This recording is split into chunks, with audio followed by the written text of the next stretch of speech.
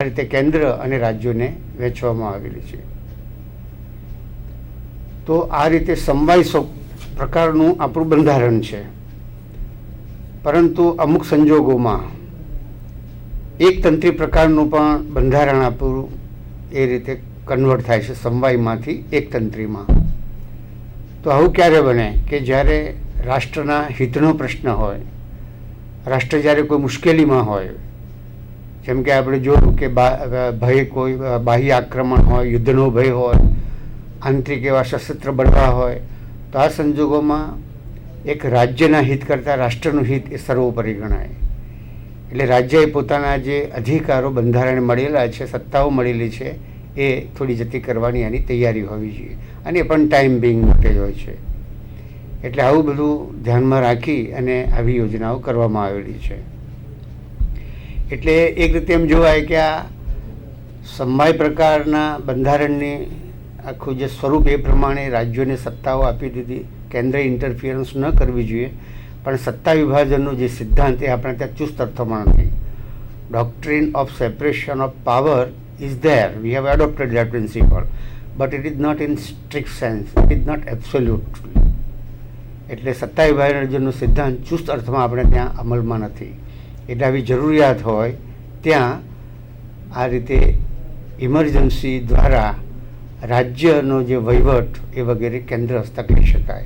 એટલે ત્યાં રાષ્ટ્રીય એકતા અને અખંડિતતા, to maintain the unity and integrity of the nation, this is must. એટલે આ પ્રોવિઝન્સ બનાવવામાં આવ્યું છે. એટલે એમાં બંધારણના ઘડવૈયાઓની એક કુશળતા અને અગમચેતી ગણો તો એ રીતે એક એ આવકારદાયક છે. હવે આપણે ડિટેલ્સમાં જોઈએ. જે આર્ટિકલ 352 જે પ્રોક્લેમેશન ઓફ ઇમરજન્સી, નેશનલ ઇમરજન્સીની વાત એમાં કરવામાં આવેલી છે. એની સાથે આર્ટિકલ 353માં effect of proclamation of emergency, એટલે કટોકટીની જાહેરનામું જ્યારે રાષ્ટ્રપતિ દ્વારા કરવામાં આવે તો એની શું અસર થાય છે એ સમજાવવામાં આવ્યું.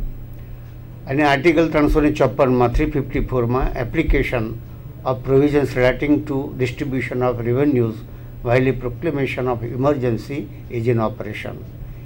એટલે કટોકટીનું જાહેરનામું જ્યારે બહાર પાડવામાં આવ્યું હોય, તે અમલમાં હોય, તો કેન્દ્ર અને રાજ્ય વચ્ચે આવકની વહેંચણી કેવી રીતે કરવી, તો એ સંબંધી જોગવાઈઓ આ આર્ટિકલમાં કરવામાં આવેલી છે. અને આર્ટિકલ 355માં duty of the union to protect states against external aggression and internal distributions. તો જ્યારે એવી પરિસ્થિતિ ઉત્પન્ન થઈ હોય અને કટોકટીનું જાહેરનામું જ્યારે દાખલ કરવામાં આવ્યું હોય, અમલમાં હોય, ત્યારે ભારતના દરેક રાજ્યો એનું રક્ષણ કરવું અને આંતરિક રીતે એ બધી વ્યવસ્થા જળવાય, શાંતિ જળવાય, એ માટેની એમની જવાબદારી છે. તો આર્ટિકલ 352થી 355માં કટોકટીના જાહેરનામા અંગેની જોગવાઈઓ કરવામાં આવી. પણ એની સાથે સાથે આર્ટિકલ 358 અને 359 પણ એની સાથે કનેક્ટેડ છે. આર્ટિકલ 358 એ એની અસર એ રીતે બતાવે છે પ્રોક્લેમેશન ઓફ ઇમરજન્સીની, કટોકટીના જાહેરનામાની, કે પહેલાં એવું હતું, જે 44માં સુધારો કર્યો પહેલાં એવી પરિસ્થિતિ હતી કે કટોકટીનું જાહેરનામું બહાર પાડવામાં આવ્યું હોય અને તેનો અમલ શરૂ થયો હોય તો આર્ટિકલ 19 એ ઓટોમેટિકલી સસ્પેન્ડ થઈ જતું. એટલે જાહેરનામા ડિક્લેર કરવામાં આવે, એનો અમલ થાય ત્યારે અનુચ્છેદ 19, એટલે અનુચ્છેદ 19 શું છે, એમાં નાગરિકોને મૂળભૂત સ્વતંત્રતાઓ આપેલી છે. પહેલાં 7 હતી, જે હવે 6 છે. તો આર્ટિકલ 19 ઓટોમેટિકલી સસ્પેન્ડ થતો, મોકૂફ. એટલે એનો શું થાય, 19 હેઠળ, આર્ટિકલ 19 હેઠળ નાગરિકોને જે મૂળભૂત અધિકારો, સ્વતંત્રતાઓ આપવામાં આવેલી છે એ સ્થગિત કરવામાં આવતી. એટલે કે એના અમલ માટે અદાલતમાં જઈ શકાય નહીં, કોઈ રીટ કરી શકાય નહીં, આવી પોઝિશન હતી. પરંતુ ત્યાર પછી સુધારો કરવામાં આવ્યો 44મો, અને એવું ઠરાવવામાં આવ્યું કે ઓટોમેટિકલી એ સ્થગિત થતો નથી, પરંતુ સંસદને માટે સત્તા આપવામાં આવી કે 19 હેઠળના મૂળભૂત અધિકારોને વિપરીત અસર થાય, એનો ભંગ થતો હોય તો એવા કાયદા પણ ઘડી શકે. કેમ કે ઇમરજન્સી છે. અને રાષ્ટ્રીય હિત માટે જરૂરી છે. એટલે એ રીતે રિઝનેબલ રિસ્ટ્રિક્શન્સ તરીકે પણ આ રીતે 19નો ભંગ થતો હોય એવા કાયદા ઘડવાની સત્તા આપેલી છે. ત્યાર પછી જે આર્ટિકલ 359, તો 359નો જે આર્ટિકલ છે એમાં એવું હતું પહેલાં કે જ્યારે કટોકટીનું જાહેરનામું અમલમાં હોય ત્યારે રાષ્ટ્રપતિને એવી સત્તા આપેલી કે બંધારણ દ્વારા સત્તા કે જાહેરનામું કટોકટીનો અમલમાં હોય ત્યારે કોઈ પણ મૂળભૂત અધિકારને એ સસ્પેન્ડ કરી શકે, એટલે કે એનો મોકૂફ રાખી શકે, એના અમલ માટે એ અદાલતમાં જઈ શકે નહીં. અને આ સંદર્ભમાં એડીએમ જબલપુર વર્સેસ શિવકાંત શુક્લનો કેસ આવેલો, જેની આપણે પછી ચર્ચા કરીશું. તો એ કેસની અંદર પણ સુપ્રીમ કોર્ટે એવું કહ્યું કે આ રીતે બંધારણે જ રાષ્ટ્રપતિને સત્તા આપેલી છે અને આ રીતે હાઈકોર્ટમાં આર્ટિકલ 226 હેઠળ રીટ કરી શકાય નહીં બંદી પ્રત્યક્ષીકરણ માટે. પણ ત્યાર પછી 44મો સુધારો જે કર્યો 1978માં, એમાં એવી જોગવાઈ કરવામાં આવી કે રાષ્ટ્રપતિ કટોકટીનું જાહેરનામું જ્યારે અમલમાં હોય ત્યારે પાર્ટ 3 મૂળભૂત અધિકારોનો જે વિભાગ 3 એમાંના કોઈ પણ મૂળભૂત અધિકારને એ મોકૂફ રાખી શકે, પરંતુ આર્ટિકલ 20 અને 21 સિવાયના. એટલે it is the power or authority of the president that he can suspend any of the fundamental rights during the proclamation of emergency but except Article 20 and 21. એટલે 20 અને 21 સિવાયના મૂળભૂત અધિકારોને એ સ્થગિત કરી શકે એવા એમને પાવર્સ છે. તે સ્થગિત કરે એટલે એનો અર્થ શું કે 20 અને 21 સિવાયના મૂળભૂત અધિકારો જો લઈ લેવામાં આવ્યા હોય કાયદા દ્વારા તો એના માટે અદાલતમાં ન જઈ શકે. પણ 20 અને 21નો જો ભંગ થતો હોય, એવા જો કાયદા બનાવેલા હોય કે એવા જો હુકમ કરેલા હોય તો એના માટે એ અદાલતમાં જઈ શકે. એટલે 20-21 માટે અદાલતમાં જઈ શકે, બીજા અધિકાર માટે જઈ શકે નહીં. એટલે આ જે કટોકટીનું જે જાહેરનામું નેશનલ ઇમરજન્સી એ આખા રાષ્ટ્ર માટે અથવા તો કોઈ પણ રાજ્ય ક્ષેત્રના એના કોઈ ભાગ માટે, તો એના માટે આ બધી સમરી આપી. હવે એના માટેની ડિટેલ્સ આપણે પ્રોવિઝન જોઈશું. તો આર્ટિકલ 352, તો આર્ટિકલ 352માં ક્લોઝ 1 કટોકટીનું જાહેરનામું કઈ રીતે બહાર પાડી શકાય એની જોગવાઈઓ સમજાવી. The Constitution of India has provided for imposition of emergency caused by war, external aggression or internal rebellion. This is described as the national emergency. This type of emergency can be declared by the President of India. According to the 44th Amendment of the Constitution, the President can declare such an emergency only if the Cabinet recommends in writing to do so. એટલે જ્યારે યુદ્ધ, બાહ્ય આક્રમણ અથવા તો સશસ્ત્ર બળવો એવા સંજોગો ઊભા થયા હોય, એવો જોખમ કે એવો ભય ઉપસ્થિત થયો હોય ત્યારે રાષ્ટ્રપતિ આવું જાહેરનામું બહાર પાડે કટોકટી અંગેનું. પણ એ માટે જે વડાપ્રધાન અને કેબિનેટ કક્ષાના જે પ્રધાનમંડળના જે સભ્યો, તો એમની લેખિતમાં એમને નિર્ણય જ્યારે જણાવેલો હોય ત્યારે જ આવું જાહેરનામું બહાર પાડી શકાય. એટલે આ પ્રમાણે મનસ્વી રીતે ગમે તે રીતે નહીં, આ એક ક્લોઝ મૂકવામાં આવે. બીજું કે બહાર પાડેલા જાહેરનામામાં ત્યાર પછીના જાહેરનામાથી ફેરફાર કરી શકાય કે તેને રદ કરી શકાય. એકવાર જાહેરનામું બહાર પાડ્યું હોય પછી ફરીથી બીજું જાહેરનામું બહાર પાડવાનું હોય કે જેમાં કંઈક ફેરફાર કરેલો હોય અગાઉનામાં, અથવા તો અગાઉનું જાહેરનામું એને રદ જ કરવું હોય અને એ રીતે જાહેરનામું બહાર પાડે તો એ માટેની પણ છૂટ છે.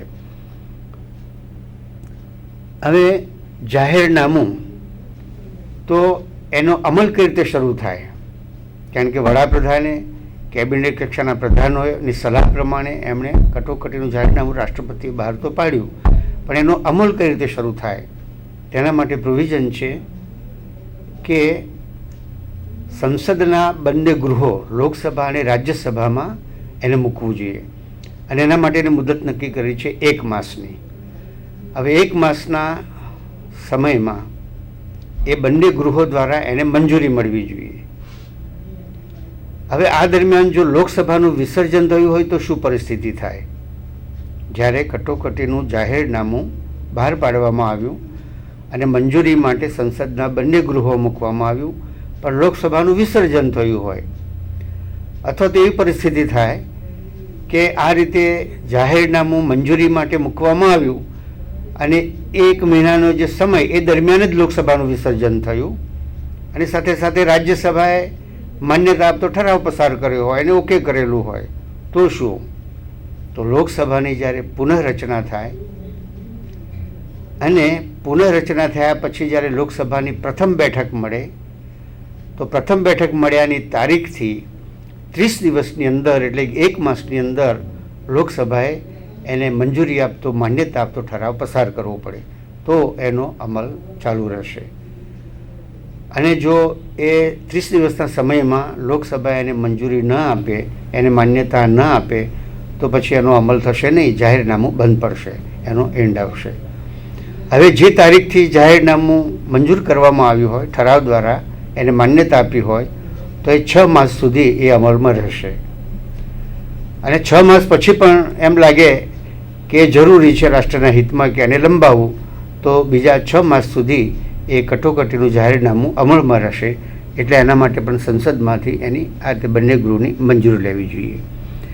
હવે ક્યારેક એવી પરિસ્થિતિ ઊભી થાય કે લોકસભાના સભ્યોને એમ લાગે કે કટોકટીનું જાહેરનામું એનો અંત લાવવો જરૂરી છે અને એને ચાલુ રાખવા માટેના એવા કોઈ કારણો પણ નથી, અથવા તો પરિસ્થિતિમાં ફેરફાર થયો હોય, તો લોકસભાના 1/10 એટલે 1/10 સભ્યો લેખિત નોટિસ આપશે.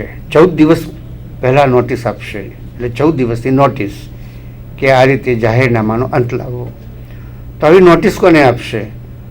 તો લોકસભાનું જો સત્ર ચાલુ હોય તો એના સ્પીકરને, એટલે કે અધ્યક્ષને નોટિસ આપશે, અને લોકસભાનું સત્ર જો ચાલુ ન હોય તો રાષ્ટ્રપતિને નોટિસ આપશે. એટલે નોટિસ મળેથી પછી લોકસભાનું સત્ર બોલાવવા માટેની, બેઠક બોલાવવા માટેની કાર્યવાહી શરૂ થશે અને 14 દિવસનો જે સમય આપ્યો એની અંદર આ બધી કાર્યવાહી નોટિસ મળ્યા પછીથી શરૂ થશે, શક્ય એટલી જલ્દીથી. અને કાં તો જાહેરનામું માન્ય રાખશે ચાલુ રાખવા માટે, અથવા તો પછી એની વિરુદ્ધમાં ઠરાવ પસાર થાય કે જાહેરનામું ચાલુ રાખવું જરૂરી નથી કટોકટી, તો પછી એનો અંત આવશે, એ જાહેરનામાને રદ કરવામાં આવશે. એટલે રીતે આર્ટિકલ 352માં આ પ્રમાણે બધી સમજૂતી આપી. ત્યાર પછી આર્ટિકલ 353, તો જ્યારે કટોકટીનું જાહેરનામું દાખલ કરવામાં આવ્યું હોય, અમલમાં હોય, તો કારોબારી જે સત્તા સંઘની એ રાજ્ય સુધી વિસ્તરશે. કે કટોકટી આખા રાષ્ટ્રમાં હોય અથવા તો કોઈ પણ રાજ્ય ક્ષેત્રમાં કે તેના ભાગમાં હોય, તો એ સંજોગોમાં સંઘની જે કારોબારી સત્તા એનો અમલ રાજ્ય ઉપર કરવામાં આવશે.